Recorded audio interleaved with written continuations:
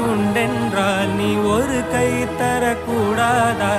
ஈராயிரம் கண் கொண்டாய் உன் ஒரு கண் என்னை பாராதா?